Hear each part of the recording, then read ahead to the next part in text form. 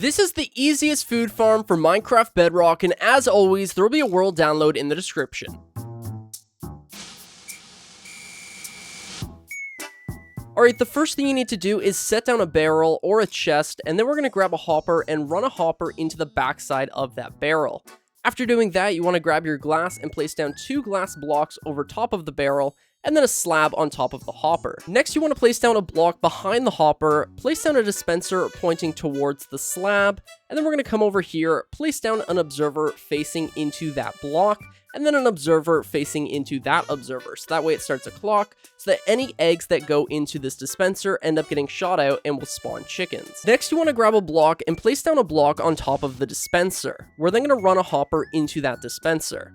Grab your blocks again and place down 2 temporary blocks over top of that hopper, and then we're going to place down blocks all the way around here for a total of 8 blocks. We're then going to mine out the center here, come over to this side, grab your trapdoors, place down a trapdoor right here, and do the same thing on the other side, trapdoor and trapdoor. Go ahead and open these up now, and then we're going to place down a temporary block on top of the glass, and then a trapdoor on that block.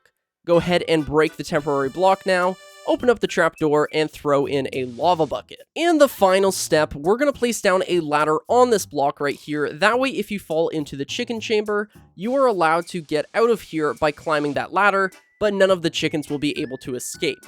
And finally, let's just throw a trapdoor on top of that ladder. That way you can close this up. Obviously, for this thing to work, we're going to need some chickens, so grab some eggs, and we're just going to chuck eggs here until we have 2 chickens.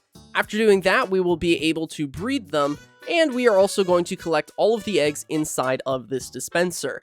While we're waiting to fill this chamber, it might be a good idea to break one of these observers. That way the dispenser doesn't shoot anything out, which makes this an egg storage, so that way we can just return all of the eggs into this chamber.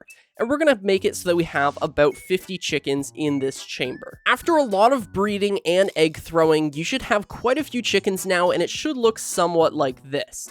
Obviously, though, if your game is lagging because you're on a low-end device, it's probably a better idea to kill off a few of these guys and sacrifice some rates. That way the game is still playable.